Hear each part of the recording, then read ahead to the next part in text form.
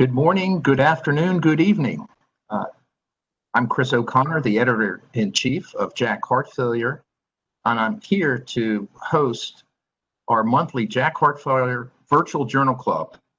And I'm really pleased to be here with my associate editors, our guest, Dr. Dan Burkhoff, and the principal investigator, Murat Fudim from Duke University, assistant professor. Next slide.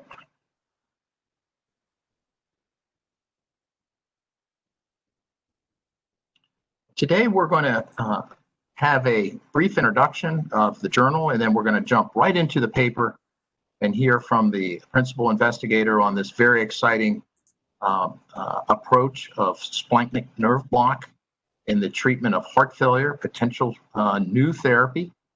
And then we're going to have a broad discussion from all of you and from our associate editors and consultants. And then we'll adjourn this program at approximately 12:45. Next slide. So JACC Heart Failure has put on these virtual journal clubs really to bring the most exciting papers to you in a format where we can get an in-depth analysis of the work from the authors and from the senior reviewers of these papers. Next slide. We have a robust team of experienced associate editors. Today we have our executive editor, Dr. Mona Fuzat, on the call, deputy editor, Dr. Joe Rogers. We have Dr. Hector Ventura, and then some of the new members of our associate editor team, Dr. Maria Rosa Constanzo, Dr. Tariqa Ahmad, and Dr. Mitch Sapka. All of them will be asking questions, and we'll have an invigorating discussion on this really exciting topic. Next slide. Just a quick review of JACC Heart Failure. We're a journal that really addresses many domains of heart failure. As you can see, some of the top areas of interest are around pharmacology and comorbidities, new therapies, and the whole spectrum of heart failure. Next slide. We've done a number of innovative activities with the journal. One of the exciting themes is known as our dead letter office. We bring back old studies that have not been reported and bring them to publication. This has resulted in, I think, really great awareness and opportunities for patients who have unmet needs. We've had dedicated issues to heart failure in women. We've put simultaneous publications with our national meetings. We'll have an upcoming issue dedicated to cardiogenic shock. Many of you seen our COVID rapid reports. We also ask and invite our patients to be part of this journal, providing patient perspectives on many aspects of heart failure. Next slide. And so today our featured article that came out in September issue, Splanchnic Nerve Block for Chronic Heart Failure. This is being presented by Dr. Murat Fudim and with his senior investigator, Manesh Patel, who could not join us today, but a very exciting work. Next slide. And these are the members of the investigative team shown here. Next slide. And so, Murat, give us your insight into this important paper and to this emerging new strategy. Thank you very much for the invitation for the entire board. I will just jump right in. If we move to the next slide, here are my disclosures. This next slide. Let's start off with what is the concept underlying this particular investigation. The current concept or paradigm of heart failure decompensation from chronic to acute usually involves the concept that we retain salt and water as a primary determinant of congestion. Yet it does not account for some instances, which are not that infrequent, maybe up to 50%, where patients present to the hospital without evidence of significant weight gain or water retention. And from the studies that involve intracardiac pressure recording, we know that intracardiac pressure increase occurs weeks ahead of any form of water retention or weight gain, which is usually something that precedes a hospitalization within only a few days. So this suggests that internal volume distribution could have been a source of cardiovascular congestion, so central congestion of heart and lungs, and the source of that could be the splanchnic compartment. The reason the splanchnic compartment could play a role in the volume redistribution concept is because the splanchnic compartment, or the abdominal compartment, is actually the largest reservoir of intravascular blood volume, storing about 30% of the total intravascular blood volume. It's heavily innervated with autonomic nerves, such as sympathetic fibers, and thus it might not be surprising that if that volume to be shifted towards the heart and lungs, that it could increase intracardiac pressures without the need of external volume gain. Next slide, please. You can imagine that you can translate this concept from acute, quote unquote, acute heart failure decompensation to the concept of exercise. In exercise, the key determinant of limited exercise capacity is considered to be increased wedge pressure or PA pressure in a setting of peak exercise. True for HFrEF or for HFpEF.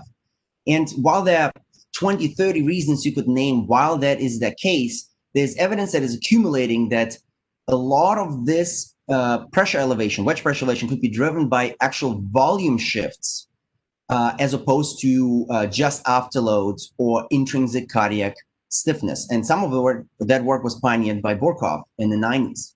So next slide, please. So the hypothesis put forward was, well, what if we prevent the redistribution of abdominal blood volume to the chest, acutely or chronically? Would we be able to improve intracardiac pressures and improve cardiac performance? Next slide, please. So the evidence to date suggests that if you stimulate the splanchnic nerves or the celiac plexus, which is the common confluence of the bilateral splanchnic nerves, if you stimulate that directly, what happens is that you shift blood volume centrally with evidence of preload increase and afterload increase, which is very acute.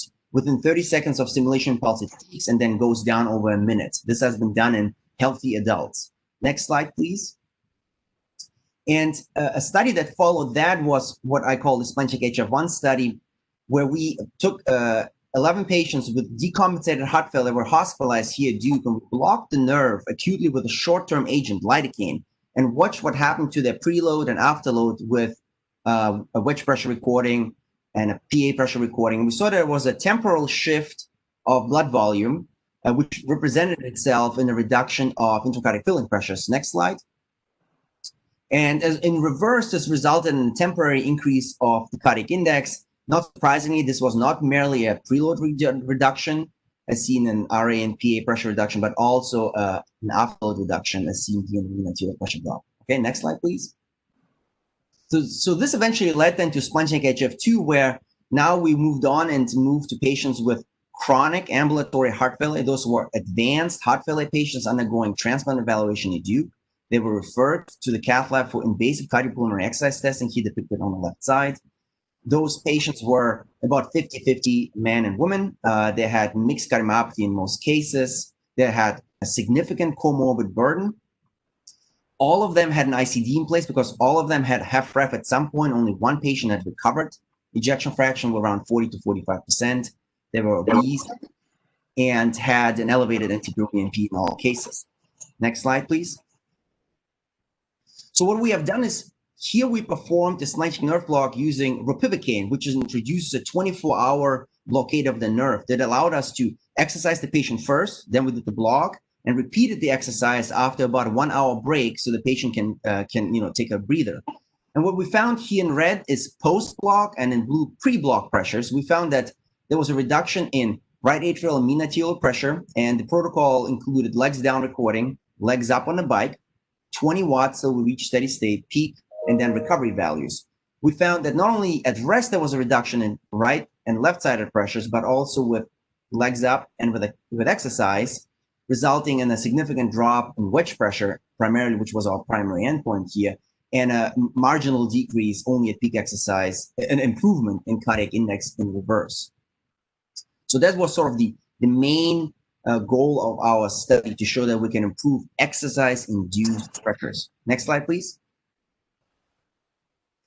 We also looked at measured thick, so peak VO2s. We measured the exercise capacity of those patients, of course, during the same time point. And what we found is that patients were able to exercise a little bit harder as measured by a higher workload, about the same duration of exercise to a slightly higher peak VO2, which didn't reach statistical significance. They exercise about as hard if you use RER as a surrogate of that, reach similar lactate levels. The perceived exertion was very similar. And just to frame this, those were quite advanced heart failure patients undergoing transplant eval, as I stated earlier. So they have a quite deconditioned at pre-advanced heart failure. So we exercised them the first time. When they went the second time to exercise, they were pretty much done with the whole day. I mean, they were exhausted because we exercised them to peak, and we knew that this would be sort of shooting in our own foot doing this kind of exercise. But for simplicity, we decided to use back-to-back exercise with 1 hour break. But what you note is that when the first time exercised, they stopped for shortness of breath primarily, but the second time was primarily for leg fatigue. And shortness of breath was not the primary reason for stopping for the most patients. Once we took them off the table, we compared 6-minute walk distance pre and post and saw a small difference as well. Next slide, please. So in conclusion, and we'll talk more about the results, but in conclusion, volume distribution appears to be a key component of chronic heart failure pathology. The splanchnic nerve seems to play an important role in chronic decompensation, and its ability to reduce splanchnic vascular capacity, could play a role because it can recruit abdominal blood volume. And finally, Splanchnic Nerve Block could be a potential new therapeutic avenue, not only for decompensated heart failure shown in an earlier study, but really for chronic heart failure. And while my data is restricted to HFrEF, we can talk whether this concept applies to HFpEF as well, and I can weigh in on that as well. Very much for your attention. Murat, thank you for just a wonderful overview, very clear and concise. And we're going to ask Dr. Dan Burkhoff, who has been internationally recognized cardiovascular physiologist, to make some comments. He has reviewed this paper, and I want to let the audience know, please use your chat function. If you have any questions, just use the chat and we'll monitor those and discuss those questions. But Dan? Thank you very much for giving me the opportunity to on this paper. First of all, to Murat and your colleagues, congratulations for doing a very challenging, successful study. As background, first of all, I was delighted to get this paper to review. I've been interested in the venous system as a target for heart failure for decades, but never did anything about it other than do some simulations, which I'm going to also explain some basic physiology in a second. Also, I was very encouraged by a insightful editorial that was written in around 2011 by Paul Sabatka, Mark Dunlap, and Mike Felker, that I thought was also very much in tune with the way that I was thinking. And what it has dawned on me recently is that cardiologists are not very knowledgeable about how the venous system and how the autonomic nervous system regulates the venous system. So I just wanted to review some basic physiology and explain how what Murat and colleagues have done really links with some very basic physiology. So I want to go through this very quickly to allow time for questions. But if you can go to the next slide, basically the work that really defined the role of the venous system in cardiovascular regulation was done by Arthur Guyton in the late 50s and early 1960s, so 60 years ago. And although it is 60 to 70 years old, it doesn't mean that it's wrong.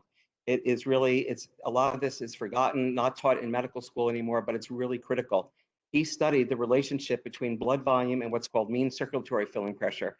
When you take a person or an animal model and you stop the circulation, the blood pressure in the lungs and the arterial and the venous systems all come together.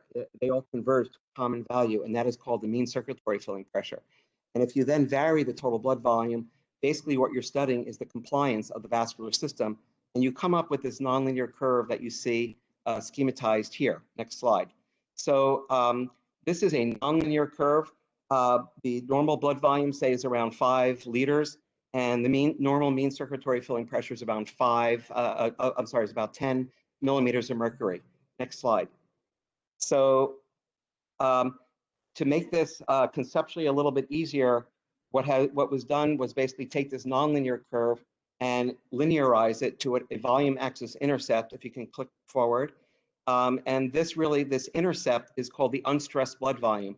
And in normal circulation, around 3/4 of the blood is in the unstressed blood volume. And next click, and only about 1 liter is in the stressed blood volume. So this demonstrates that the body is organized to have a huge reservoir that it can recruit blood from. I'm going to show you how it does that in a second.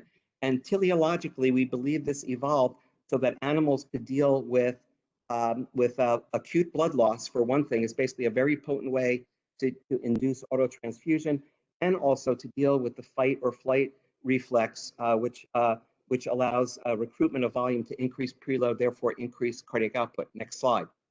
So, this curve, this blue curve, is really a reflection of the capacitance of the entire circulation, and in this case, the peripheral and circulatory, systemic and pulmonary circulations combined. Next slide. So how does this now relate to the regulation of blood pressure?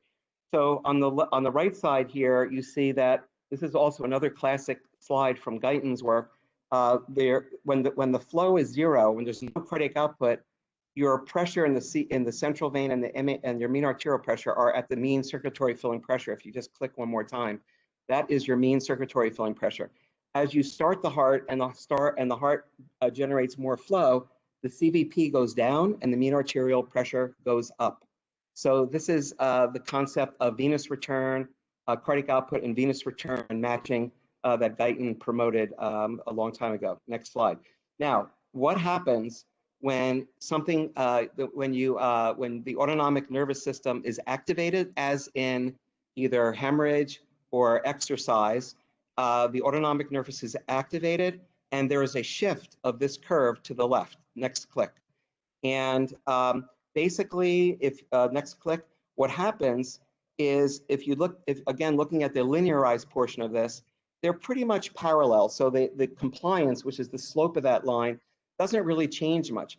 But what happens is the intercept moves over to the left. Next click. Meaning that you have a shift of blood from the unstressed component to the stressed component. And this are functional distinctions.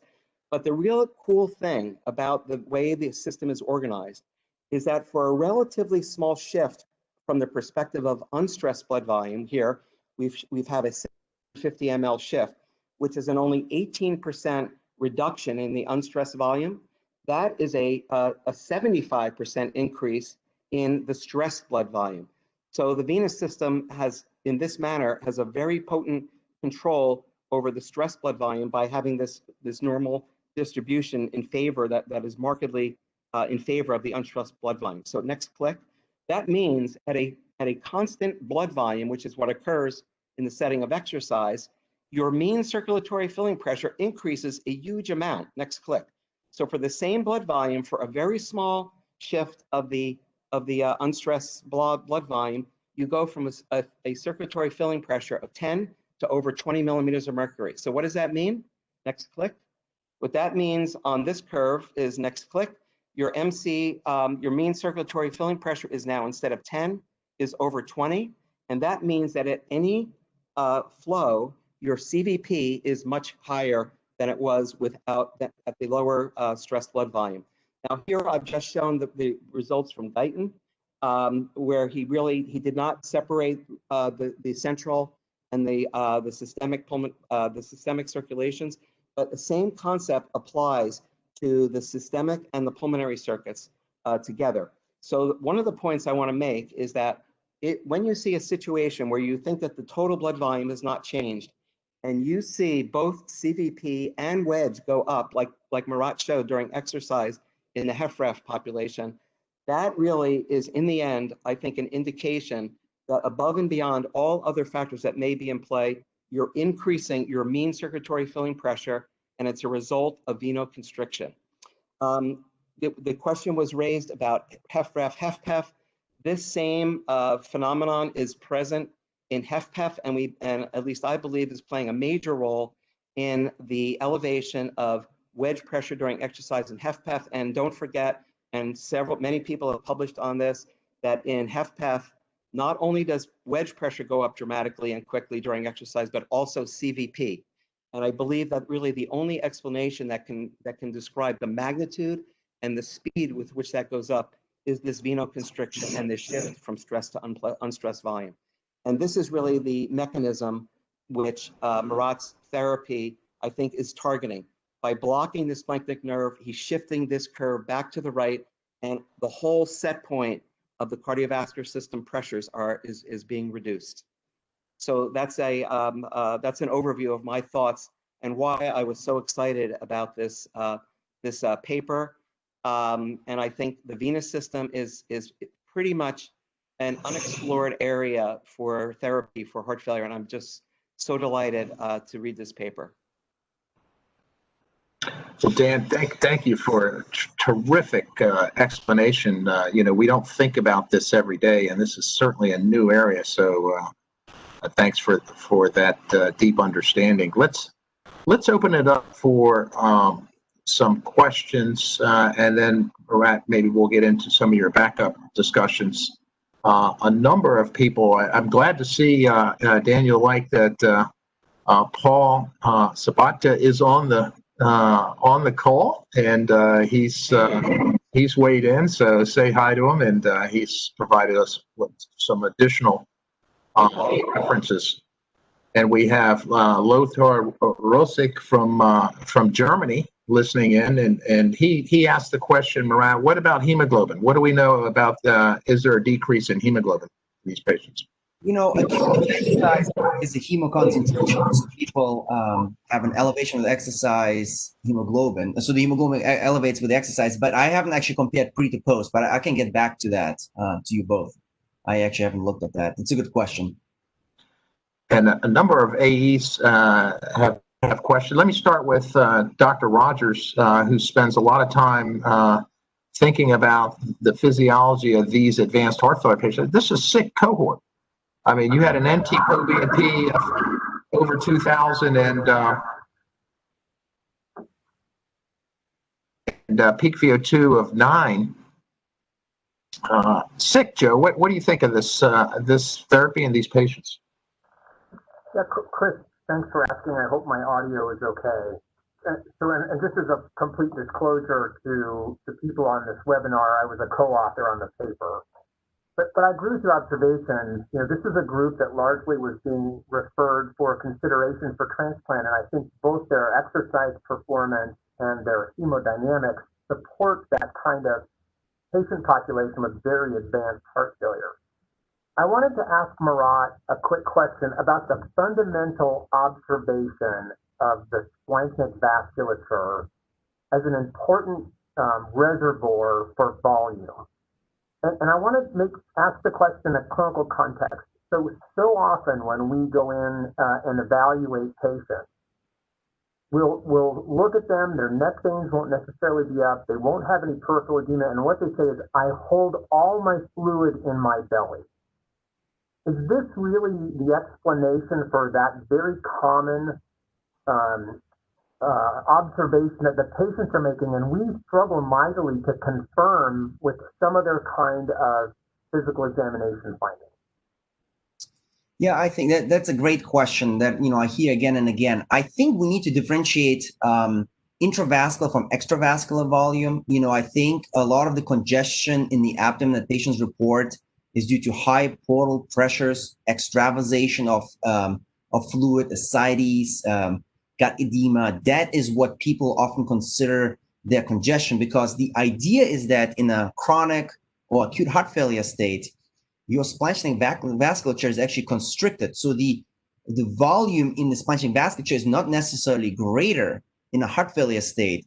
It is just under greater pressure because sort of the vasculature constricted on itself. So if you think of the bathtub got reduced in size, but is now really, really full, and the pressures in the bathtub are high, so you have more extravasation per stalling.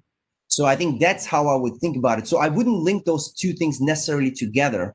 And what does splanchnic blockade, which now leads to more pooling in the abdomen, lead to abdominal symptoms? Well, that is a good question. I have not studied the results beyond a 24-hour block period, because that's the duration of the anesthetic block. Intentionally, we only want to do a short-term block.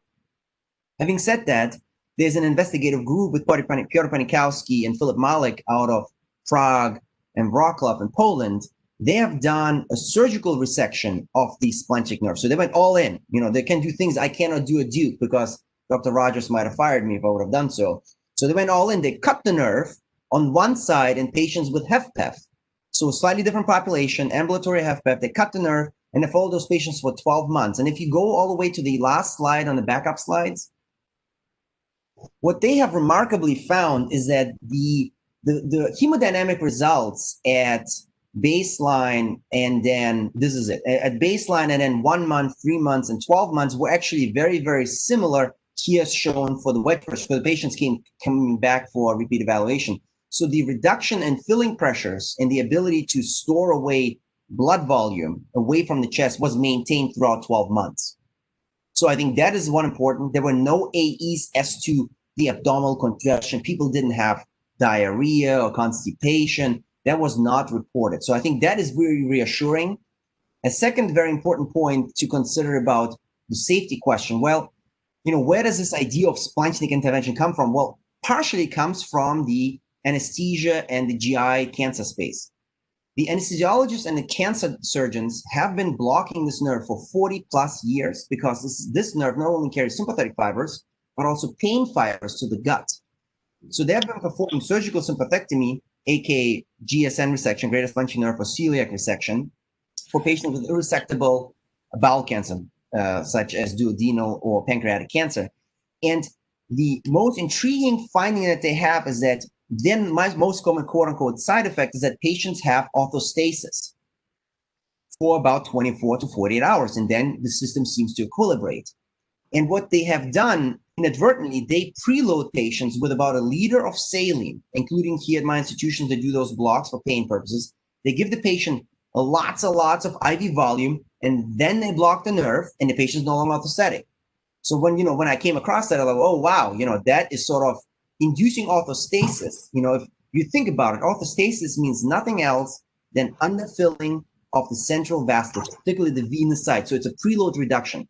So if we have a way to reduce the preload, and preload plays apparently a significant role in exercise-induced wedge pressure elevations, then this might be one avenue to reduce exercise, but also resting filling pressures. Chris, I have a question for both Marat and Dan. Yeah. Since we are in the intra-abdominal space, what is the effect of lymphatic flow and of lymphatic flow reserve on the shift of fluid between the splanchnic circulation and the central space? Marat, do you want to go first? No, why don't you go first? Okay. So I'm glad you brought that up because it actually, I think, relates to Joe's question as well. The lymphatic system is even less well studied in heart failure than is the venous system. And with some of the latest advances in imaging of the lymphatic system, we're learning pretty quickly from other fields, especially from congenital heart disease in patients with plastic bronchitis and protein-losing enteropathy. We're learning really a lot more about ascites in heart failure and the role of the lymphatics. I think that when Marat talked very appropriately about the difference between intracellular and extracellular fluid and bowel edema. Edema occurs due to a failure of the lymphatics to be able to clear the intracellular fluid. And in heart failure, for sure, there's no what's called capillary refill, where fluid comes from the extracellular space back into the capillary side. That doesn't happen. And the clearance of extracellular fluid is relying on the lymphatic system. So anything that we can do to decongest the lymphatics, which includes a decrease in the pressure, like the CVP in this case, and also the wedge pressure, this will reduce the amount of extracellular fluid production and therefore should beneficially impact, unload the lymphatic system. I think that this has also implication for the timing of therapy. It seems that you would want to institute the therapy before you have exceeded the lymphatic capability of eliminating fluid. Yes. We've got Paul Sabatka who wants to ask a question. Can we bring Paul into the verbal chat? And Paul, great to have you on the call. Gosh, you've provided so much advancement of knowledge in this space, and I miss you chatting with you about these issues. Can you hear me? Am I Yes. Well, Yes, we can. Hello to many of my older friends there. I want to put the emphasis on old and comment that you all look remarkably gray. So, by the way, a couple comments. The first is Dan described this massive difference between stressed and unstressed volumes, but he didn't actually comment on the pace of that change. And I'd encourage you all to remember this could be an immediate shift of as much as 5 liters of whole blood from storage sites into central circulation. This is an extremely dramatic change, and it's immediate. On the other side of this is there's a bookend to the observation Murat makes, and it's to consider volume capacitance as controlling what we used to call preload reserve. And that's the balance between congestion and adequate priming for subsequent cardiac output. So while Murat focuses on the congestive physiology, the bookend is as important to us. And we may want to consider the virtues of not only denervating the splanchnic nerve, but stimulating it. The possibility that inadequate cardiac filling is an absolutely critical component of orthostatic hypotension, exercise intolerance in HFrEF or HFpEF, and I'll just throw in another, that it is an underlying component of NASH and NAFLD as well. So denervation addresses the congestion, but stimulation may address exercise intolerance and orthostasis. Great comments, Paul, and thank you for bringing that balanced view of the bookend. That's very much appreciated. Let me jump to Tarek, who's been actively thinking through these concepts. Murat, Tarek, you have a number of questions. Why don't you line up one for us, and then we'll go to Mitch and Hector.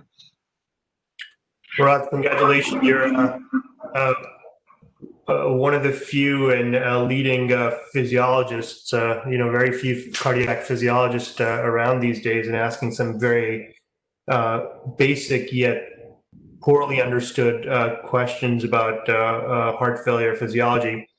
I had several questions. First of all, how do you measure splanchnic vasculature? It seems if there are evolutionary reasons for us to have such a reserve, can patients run into trouble if you block this for long periods of time? And do you have animal models where you blocked it for long times in models that are without and with heart failure? And how would you see this being applied at the bedside? Okay, so let's start off with measuring the venous and /splanchnic circulation. And I think the reason, this might appear new to a lot of readers and listeners, but the idea of studying the splanchnic vascular system, such as the lymphatic system, is actually not new. And the difficulty of studying it, and now also the ability to actually targeting more recently, has prevented us from thinking more about it in the past. So the problem with studying the splanchnic circulation is that the only way really to test it in humans would be to do a radionuclide plethysmography. And let me tell you what that is. There are some other techniques, but they're a little bit more complicated. But in order to isolate the splanchnic compartment and visualize it, you actually need to inject a radio tracer. And radio tracer can distribute in the vascular blood pool. And then you could put a camera over the belly and count how many radiation counts you have in the belly versus the rest of the body and do an assumption. This is particularly relevant if you do dynamic changes, because you actually can see a change in the counts as opposed to a static example. So that is one that shows you quite the complexity of the diagnostics of this. And then one of the other questions that I saw is, what about medications? You didn't ask that question, but it's in the comment box. That actually is a good one, because we have been using medications that target splanchnic vasodilation all the time. Nitroglycerin, ACE inhibitors have been tested specifically in animal models, including humans, to do predominant vasal and venodilation using splanchnic capacitance increase.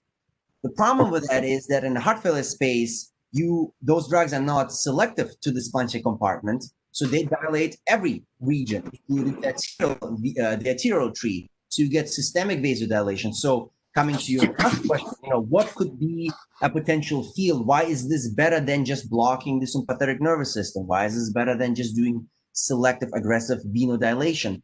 The reason is, I think, that if this is a specific mechanism that has a key contribution, and we have a specific target nerve that recruits out of this large compartment, we should probably be and stick selectively to it, as opposed to do a global nuclear bomb option where we remove the beta blocker tone, the sympathetic tone. We have bad experience with that with the MACC trial. We know there are limitations to how much sympathetic blockade we can do. We need to be selective and regional. And I think that's where where this therapy will play a role, particularly in HFpEF, where there's absolutely no therapy benefits. And we have some evidence now that in HFpEF it might work. And future work in this field will hopefully support it as well. And I think in HFrEF, this would be sort of an add-on therapy on top of GDMT, where exercise capacitance remains a major issue. As to heart failure models, I would challenge the need for animal models at this time point, because we already gathered human data, long-term safety data in the cancer population. There's a paper in the making on thousands and thousands of patients with cancer therapy who had the nerve block done for many, many, many years. So, I mean, that's sort of as best of safety evidence you can get. And then we now also have heart failure patients, of course, where we are gathering up to 12 months of data. Just to follow up on your last comment, so supposing you have a long-term block in a patient and they come in with sepsis, is it going to make is it going to have any impact on their ability to kind of self-fluid resuscitate? Excellent. So that's a good question. I think I would probably never do a bilateral block by unilateral block. So you don't completely isolate the compartment and its ability to auto-regulate. So in that case, you might have that protection from that, but to be determined. I haven't had that case, luckily. So we'll see if the auto-regulatory components are still available and suppressed enough to benefit heart failure at the same time point years out. Marat, I am aware of the studies in Poland and Czechoslovakia.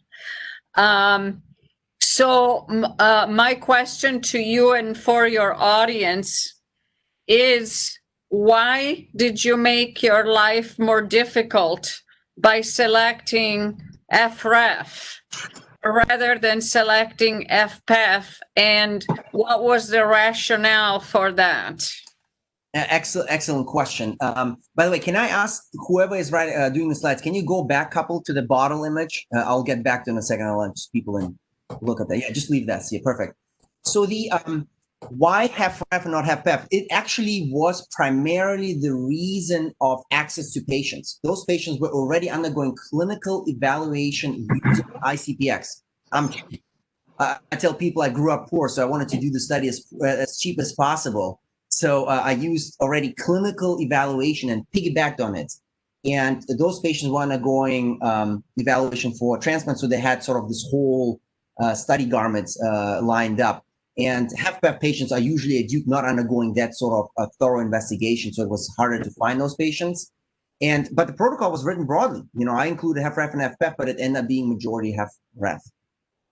Let me show you this this bottle, and this actually speaks to what Dan elegantly showed in his PowerPoint presentation. Think of this bottle as this is your total intravascular volume. This is all the blood you have. This is 5 liters. Without adding on water or blood, you can shift blood from the unstressed volume, which is this volume which where you turn off the heart and blood redistributes and the veins are not stretched, to the stressed volume. That's a volume that you would have to add on top of this unstressed volume to start stretching the veins and determine the preload. And the preload is here determined in the water flowing out. This equals CVP essentially.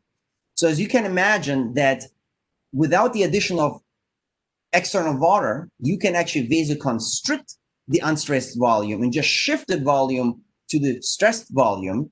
And that in itself can happen within seconds, as shown with the stimulation studies that I've done here, Duke, but also shown from numerous human, animal and human experiments that this can occur within seconds. So this could contribute to the acute exercise incapacitance, acute heart failure decompensation. So we don't need to explain every heart failure patient decompensation and every shortness of breath episode with, oh, you know, they went to McDonald's, let's blame McDonald's and the dietary indiscretion. It can be purely sympathetic hyperactivation using this model.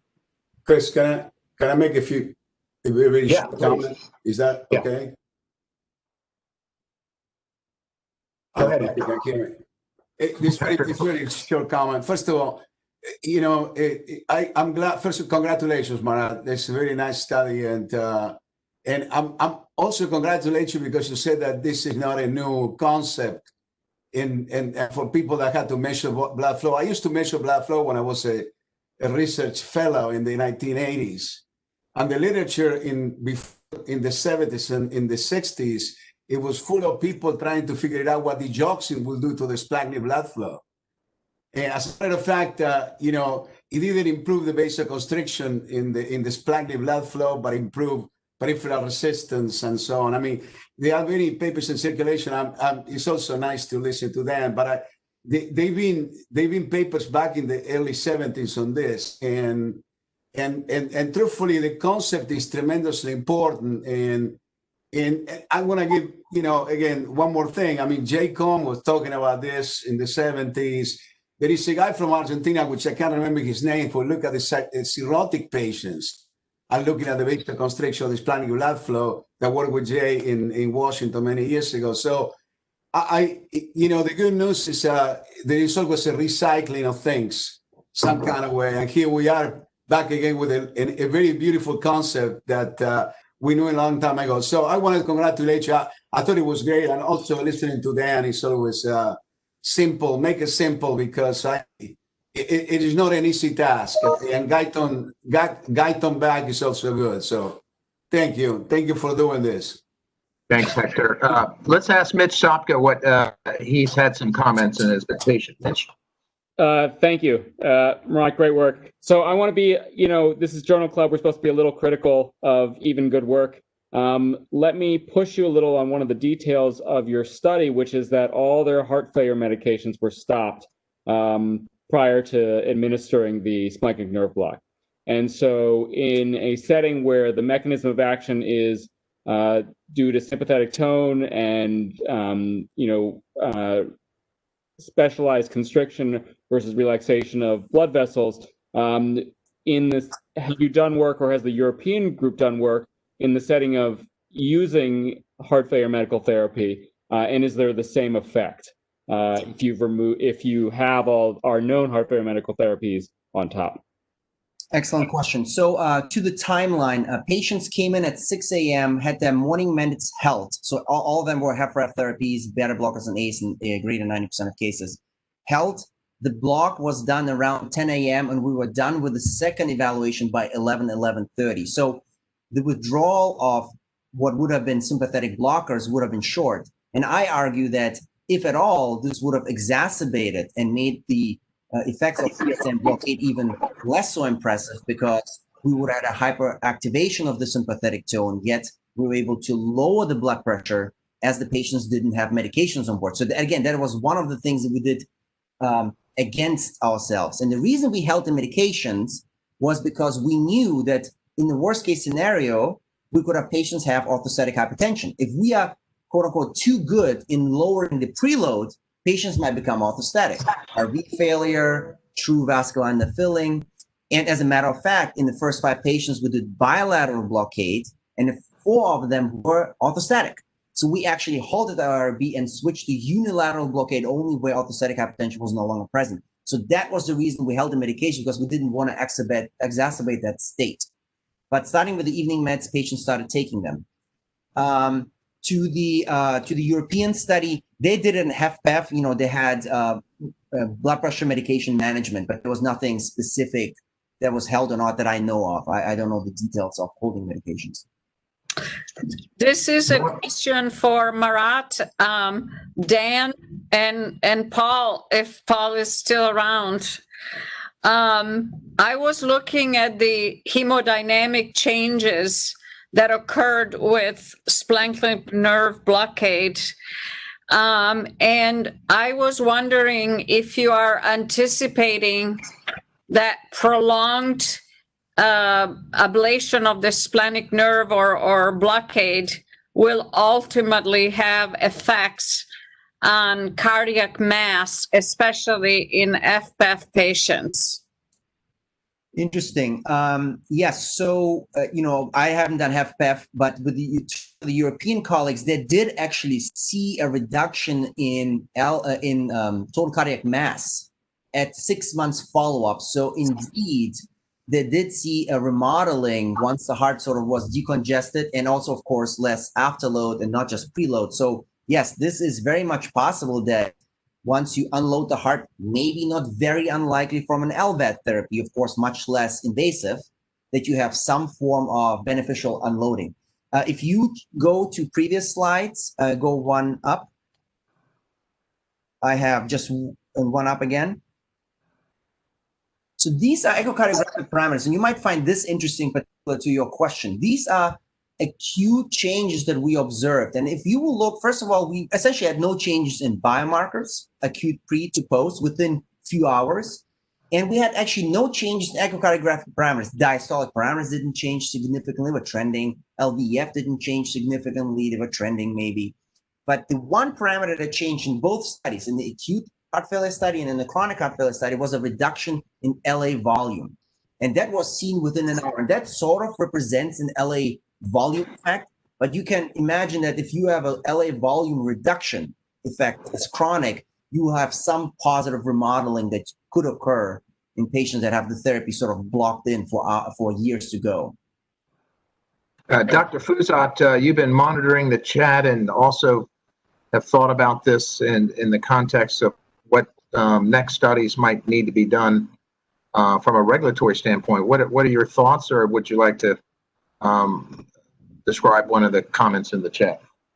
Sure. I mean, this is fascinating. And there was a really good question in the chat about how to know who needs this blockade, kind of similar to what Mitch was asking, in spite of medical therapy or on top of medical therapy, as we're moving towards so many effective medical therapies. Well, so as to who would really need it, I think the easiest target population arguably would be the HFpEF population. There's nothing else to offer. That would be sort of the easiest target group. And I think similar to studies as it was done, for example, with Corvia, the anti-arterial shunt, probably you would want to demonstrate first that there is a physiology that you actually want to, that you can target, that is first present before you attack it. And in that case would be exercise-induced filling pressure elevation. Well, if that's what you think you can target, then you probably should at first demonstrate that you have that. I think that would be sort of a possible requirement to understand the physiology of the patients and then target it selectively. As to follow-up studies that are coming in that way, there is actually now a company that is called Axon Therapies, who is targeting this with a device intervention to not longer, necessitate the needle block that I performed or do surgery, as I pointed out of Europe. Those are all proof of concept studies, but the interventional procedure will be unilateral, will target that in patients with a minimal invasive approach. And they are going through, and they have received FDA approval to sort of go ahead and study that in the United States. So I think there's more to come in that direction. The population will be HFpEF, and Sanjeev Shah will be presenting some preliminary data out of Europe as an HFSA late breaker. So please tune in. I think it's October 5th, if I'm not wrong, at 6:30 Fantastic. p.m. Well, this has been a terrific journal club. I've certainly learned a lot, and you have really, I think, stimulated a lot of interest in moving this field forward. I'm going to ask Maria Rosa to give the audience 3 takeaway points from Murat's presentation, and then we'll conclude the journal club. But Murat, maybe you could also look at the chat room and try to answer some of those. There's a lot of fellows and young investigators asking very important questions that we couldn't get to. But Maria Rosa, your 3 takeaways. You're on mute.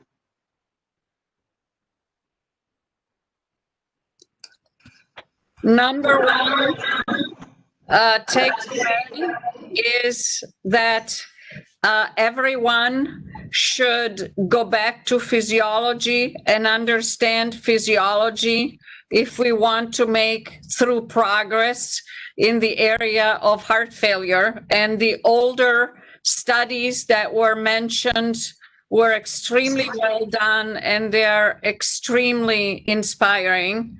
Number 2, I want to congratulate Murat, because I think he showed that with Splanchnic nerve blockade, you do address the 2 main issues that might be responsible for poor exercise tolerance in patients with heart failure, regardless of their ejection fraction. And number 3, I would like to list the aspects that Murat and colleagues need to focus on in the future, because I think that his work has just begun. And I'm talking about patient selection, timing of when the therapy it should be optimally applied, length of therapy. What about its reversibility? Obviously, we need more data on safety. And finally, what should we do in patients that have even more advanced heart failure, those that we consider for advanced heart failure, specifically because they become intolerant to our guideline-directed medical therapy? But ultimately, this was extremely fascinating. And I'm glad that Dr. O'Connor accepted the paper and that Dr. Burkhoff, with his immense knowledge, was the reviewer. Thank you.